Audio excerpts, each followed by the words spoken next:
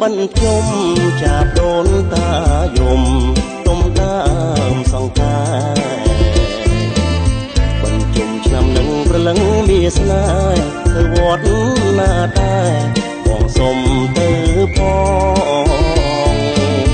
មិនមួយវត្តមនីមិនពីរវត្តថ្មីដល់មិនទី3ស្រីទៅ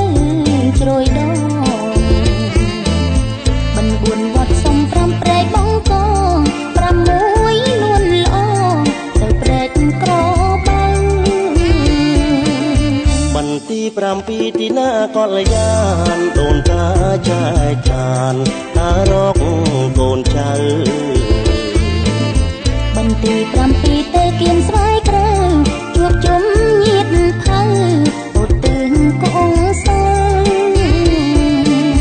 ហើយនឹងមួយឆ្នាំបាន7វត្តដូនតាប្រាកដលោកក៏ទួលផលរួចហើយឲ្យ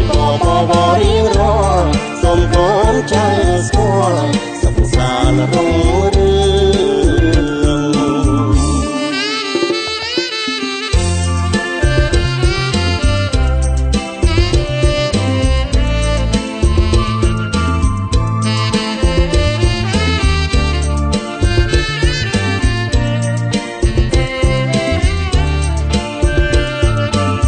ទឹកហូរកាត់ផ្លូវរដូវបញ្ជុំ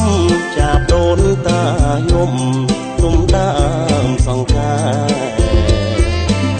បញ្ជុំឆ្នាំនឹងប្រលឹងមានស្នេហ៍ទៅវត្តណាដែរបងសុំទៅផង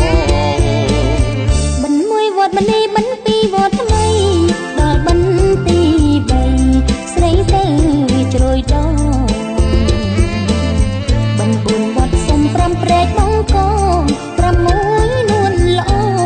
ទៅព្រែកក្របើ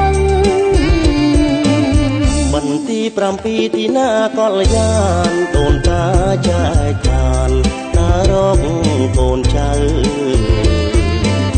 បន្ទី7ទៅគៀនស្វាយក្រៅជួបជុំញាតិភៅឧទ្ទិសកូនសើ